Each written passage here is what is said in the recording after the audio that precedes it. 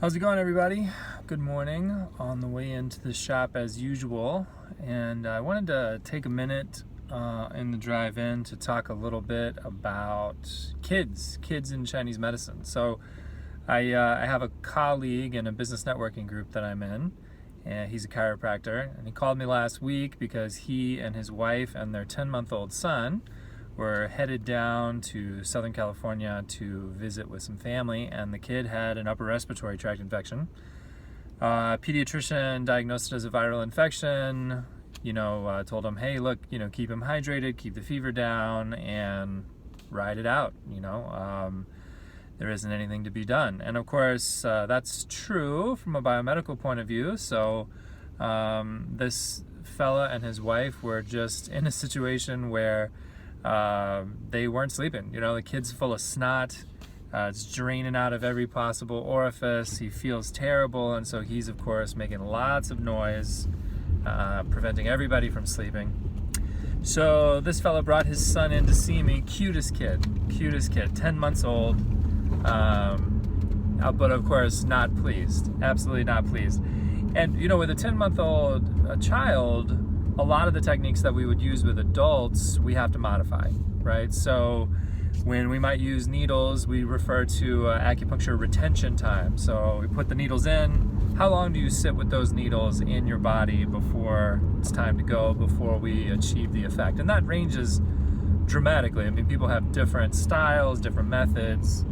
But with a kid, you can't stick a needle in a kid, no matter how small or insignificant, and be like, hey, just sit still with this. I mean, he's 10 months old and he feels terrible.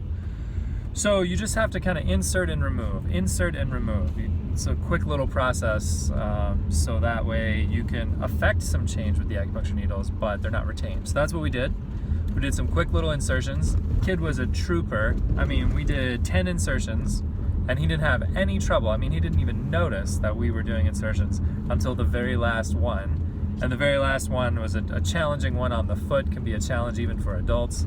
And he didn't love it, but it took him about 2 minutes to recover from feeling like someone just stuck him with a needle. And then he was like, okay, I'm good. So we ended up doing some cupping, right, to help with his upper respiratory tract infection. Now, a lot of people know about cupping from the Olympics. A couple of years back, Michael Phelps and a couple other, prominent athletes had big, round, dark marks on different parts of their body left over from cupping. And so cupping got a lot of attention. People were like, oh, cupping is this amazing new therapy for musculoskeletal problems. Which is true in that it's amazing for musculoskeletal problems. It's not new. I mean, the Chinese have literally been cupping for, thousands of years. With various tools. It's actually even been a part of European medicine for several hundred years. Anyway, it turns out that you can actually use cupping for a whole host of things, including upper respiratory tract infection. So you put those cups on the back of someone who's got some stuck, sticky, gross phlegm thing going on, and it helps loosen up the stuckness. So we've got this little 10-month-old kid, snot coming out of everywhere, congested, coughing, wet cough. Put the cups on, and within a couple of minutes of putting the cups on, we can see that they're getting a strong result. And we can see that because of the discoloration that happens in the skin where the cup goes on. You can put cups on people, even just suction the hell out of them, and you won't see any marks. It won't leave any discoloration, and that's generally because the area that's being cupped doesn't really need it. By contrast, you put the cups on someone and it shows some discoloration, some marking. We use the term petechiae. Sometimes it can even actually leave a bruise under the skin. That lets me know that there's actually something there that needed moving. So within a minute of having these cups on the back of this 10-month-old, we started to see some purple bluish discoloration. So we left the cups on for another minute and a half, popped them off. Kid's taking much deeper breaths, which is great. And so essentially I had to do a little diagnosis on him and figure out what kind of cold and flu type infection he was dealing with.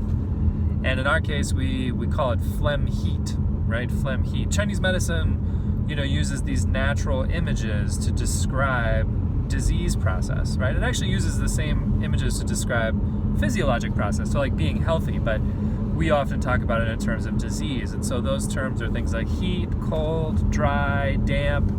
And those images are things that we all have experience with. I mean, we all have experience of what it is to be in a hot, dry environment, like a sauna, or if you've ever traveled into the tropics, you know what it's like to be in a hot, damp environment.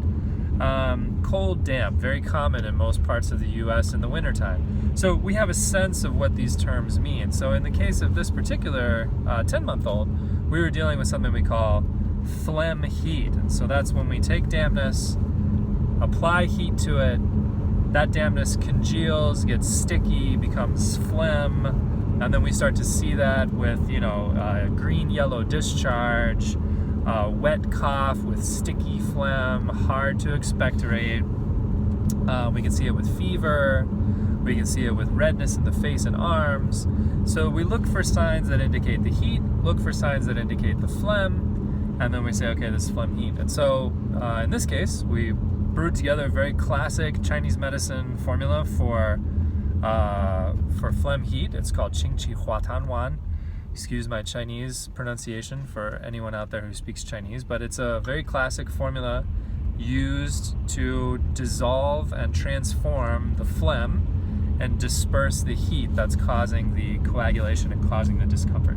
So we put that formula together, but of course the kid's 10 months old. And so dosing for pediatrics is always an interesting question. How much herb do you give someone who's only 10 months old, who's very small, maybe weighs 20 pounds, And so what we do is we do it by weight. I mean, the easiest, the truest and simplest method of how we deal with herbal dosing is by weight. So if you imagine that your average adult is about 160 pounds and that this kid is between 15 and 20 pounds, that's roughly an eighth of the total weight of an adult. So we take a single adult dosage and we divide it into 8 parts. And so we give that child an 8th level dosage of herbs, right? For a course of 5 to 7 days, right? And what's amazing about that is, right now on the market, a lot of decongestant formulas are being controlled, reasonably so, even for adults. You can make methamphetamines out of a variety of ephedrine products, and so those have been controlled. Other chemicals have come onto the market and over-the-counter pharmaceuticals to help with congestion. But consistently, we've seen a removal of those decongestant drugs for babies because the potency level is too strong for their sort of fragile constitutions. This is a perfect scenario where Chinese herbs can come in when dosed properly by a trained medical practitioner who has some experience dealing with children. You can produce an herbal formula with decongestant properties to manage the infection and facilitate healing. It's a phenomenal experience. And, the big question that I always get asked when we talk about pediatrics and Chinese medicine, especially with herbal medicine as well, my kid's never gonna take those herbs, right? I'm an adult and I can barely take them. My kid's never gonna take those herbs. Well, I mean, okay, first of all, I think some of that has to do with priming, right? You hand a kid a small little cup of something and like, well, I don't know if you're gonna like this. It's gonna taste like dirt. It's the same with adults. We don't prime adults that way. I never say that to adults. Because the truth of the matter is a lot of our formulas are very strong tasting. I cannot deny that. But the effect that it has on your body when properly dosed and properly selected is unparalleled. And so we have adults who will drink formulas that I may not particularly enjoy the flavor of, but they don't actually mind so much and they start to feel better. Kids, of course, perhaps a little bit more specialized palates, shall we say. The chicken nugget variety of palate means that we have a bigger challenge, but there are ways around that. We can cook herbs down into a very small volume, so that kid has to take, a couple of tablespoons or less in a whole day. That's a way to work around it. With very young children, like this 10-month-old, we actually cook it down into a very small solution that can be administered with a pediatric syringe. It's not with a needle on it, just a syringe that has milliliter readings on it. And so, you can take between 10 and 15 milliliters of formula by mouth. That's one way to do it as well. Also, there are other forms of the herbs. We can give it to a child in granules, which are these pre-made sort of instant tea powders. They can be encapsulated. They can be mixed into food. There's a variety of ways to get herbs in kids. The fundamental question is, do you want your son daughter, child to feel better faster using their body's natural ability to heal whatever it is that's going on? And if the answer to that is yes, which of course it is for the vast majority of people, then it's just a matter of problem solving the dosage and the administration, right? It can be done. It absolutely can be done with a really well-stocked pharmacy, with a motivated practitioner, or with the help of a pharmacy. If your practitioner doesn't have the kinds of herbs or products that they need, you can get what you need. Your kid can feel better, okay? It's just a matter of putting the energy and effort toward that goal, right? I'm a firm believer in the idea that if people want something, they go and get it, right? I mean, it doesn't matter what it is. Pick the thing, right? You want something, you really want it, people go and get it. Now, you might tell yourself you want it, you need it, you should do it. You know, we're coming down into the holiday season. It's going to be the new year here before long, and everyone's going to be like, oh yeah, I really need to get back to the gym. Maybe you're going to go for like 3 days, 5 days, maybe you get 2 weeks out of it, but you never wanted to go in the first place. You just were going because, like, you know, you read on Dr. Oz or something told you they needed to go, or common wisdom is you need to go, so you go for a little bit, but then you don't make it, right? That's not what I'm talking about. I'm talking about the actual desire for something, okay? People go and get it. It's unbelievable to me how much motivation people have when they really want something, okay? And so that's not to guilt anyone. That's not to create a moralizing situation. You're not like a bad person if you don't want it really bad. Don't get me wrong, right? Being healthy and making good life choices is a practice, and sometimes we are better at it than others, and that is just the truth. And one of the reasons that I like working with kids so much is because I think it's phenomenal that parents out there are helping their young people to build those health habits early. Because it's a whole lot easier to have healthy habits because you started them when you were young, because your parents modeled them, because it wasn't something you were forced to do or some kind of drudgery, but in fact because it was enjoyable, there was community, there was support. These are the kinds of things that drive fundamental health changes, that improve people's quality of living, because we stop talking about feeling better and being healthy as drudgery and eating crap food and doing whatever the hell you want as liberation, right? Because that's not the case, right? That's absolutely not the case. We have to change our headspace around it.